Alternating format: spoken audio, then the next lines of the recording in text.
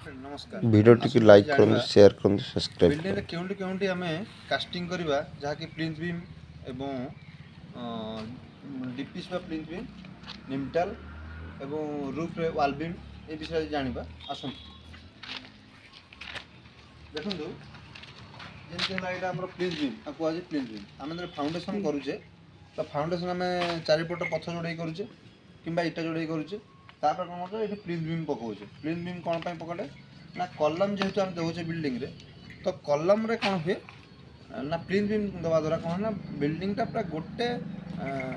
गोटे बंडिंग हो जाए तो कलम भितर बंडिंग हो जाए तो ता द्वारा कौन हुए ना आउ बिल्डिंग रे कौन सी भाइब्रेशन जमीक आम भूमिकंप हवा किंबा बहुत जोर पवन हवा ता द्वारा बिल्डिंग एक तरफा भाव दबेनि कि फाटेनि जो फाउंडेशन फाटिबाटा केबे हुएनि ए प्लिंथ बीम करवा द्वारा तो आम जो दी महला घर प्लान रे करूचे तो निहाती कम से कम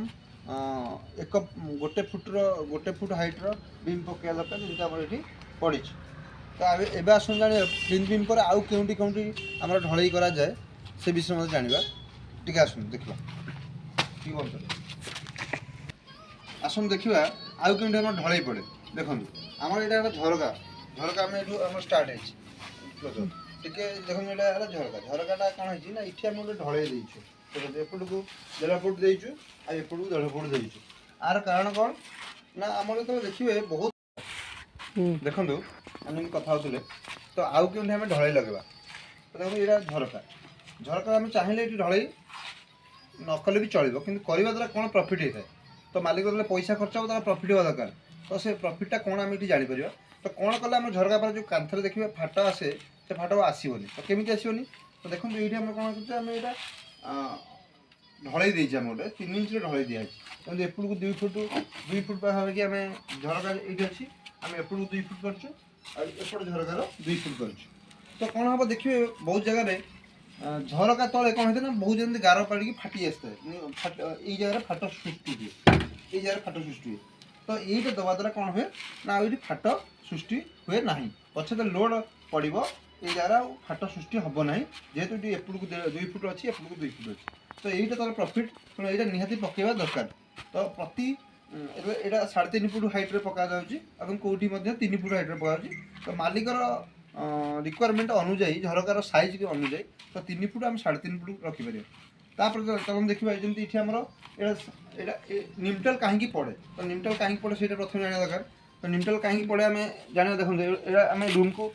देखते रूम को आम जाऊे तो रूम रे आम दुआर बंध लगेगा तो दुआर बंध लगे तो आम जो ये जगह आम फाँका रोचे दुआर बंध जाऊे तो यहाँ फाँका दरकार फाँका ये कौन हम निमटाल पकड़ा पड़ो तो निमटाल हाइट मिनिमम के रखा दरकार तो निमटाल हाइट प्रथम है 7 फुट रखा दरकार 7 फुट कहीं रखा आगु 6 फुट करदे तो तार प्रोब्लेम कौन होता ना जी घर टाइल पड़ जाता है टाइल पड़ा 2-3 इंच पड़ोची तो एमती हवा द्वारा कौन ना घर कि निमटाला माड़ी बसी मुंड उपर मैंने बहुत बाजिगला भाई लगे तो 7 फुट निहाती रखा हाइट 7 फुट रखा तो ये ये बीम थिकनेस निहाती 6 इंच करवा दरकार तो 6 इंच कले कौन हम ना बिल्डिंग जमी प्रथम कथा होते कि प्लिंथ बीम पूरा राउंडिंग रे पड़े तो यहीटा भी सेमती राउंडिंग रे पकेवा दरकार तो कटपिस कले चलो कटपिस कले खर्च कमी जापे किंतु जब आम लंग निमटाल पकाचे तो जमी यहाँ देखते लंग आम देखा जमी आम ये रहा गोटे दुआर बंध अच्छी तो ये गोटे बंध अच्छी तो एपटे गोटे झरका अच्छी तो निमटालटा पूरा लंग दबा ता द्वारा कौन हम ना कौन से कल गोटे काट रखीदेन रखा तो देखो निमटालटा आम पूरा लंग दबा जमी देखते पूरा कलम टू कलम निमटाल दिखाई दुआर बंध झरका निमटाल दिखाई आउ गोटे जिन देखा आसते निमटाल आम देखा निमटाल आम ये ताजा रखीचे तो ताजा रखाटा जी जरूरत अच्छी पाखड़ी ताजा रखा जी जरूरत अच्छी से भी तार डिमेरिट अच्छी मेरिट अच्छी मेरिट कौन ना आम ताजा रखिले कौन हम ना आम भर किसी जिनस रखिपर डिमेरिट कौन आम रूम भर ताजा रखुचे कौन रूम भर फैन पॉइंट से माने वारिंग मिस्त्री से समय फैन पॉइंट से जगार रखा दरकार जमी बेड पकेले पवन बाज तो रूम भर ताजा मो मत रूम भर ताजा रखिले भल फिर भी खराब कहीं छोट रूम थाए ताजा रखिदे कौन हम ना पवन ठीक से बाजेनि कि जिनस रखापी सुविधा होता है ତ ମାଲିକମାନଙ୍କର ମାଲିକମାନଙ୍କୁ ନେଇକି ମାଲିକମାନଙ୍କର ଇଚ୍ଛାକୁ ନେଇକି ଆମେ ତାଜା କରିପାରିବା ନ କରିପାରିବା ସେଇଟା ମାଲିକ ଉପରେ ନିର୍ଭର କରେ। ମାଲିକର ଇଚ୍ଛାକୁ ନେଇ ଆମେ କାମ କରିବା। ମାଲିକ ଯେମିତି ଚାହିଁବ ଆମେ ସେଇଭଳିଆ କାମ କରିବା ଦରକାର। ତ ଦେଖନ୍ତୁ ଏଇଠି ଆମେ ଦି ଜାଗାରେ ଆମେ ଗୋଟେ କହିଲି ଯେମିତି ଆମର ପ୍ଲିନ୍ଥ ବିମ୍ କହିଥିଲି ସଭା ତଳେ, ତାପରେ ଆଉ ଗୋଟେ କହିଲି ଯେ ଯେମିତି ପ୍ଲିନ୍ଥ ବିମ୍ କହିଥିଲି, ତାପରେ ଯେମିତି କହିଲି ନିମଟାଲ ବିମ୍, ଆଉ ଗୋଟେ କହିଲି ଏଠି ଆଉ ଗୋଟେ ଯେମିତି କହିଲି ଏଠି ଆମର ଝରକାର ଗୋଟେ ମାନେ ଝରକା ଲୋଡ୍ ନ ପଡ଼ିକି ନ ଫାଟିବା ପାଇଁ ତଳେ ଗୋଟେ ଯେମିତି ଝରକା ଉପରେ ଗୋଟେ ସ୍ଲାବ୍ ଦେବା ପାଇଁ 3 ଇଞ୍ଚର କହିଲି।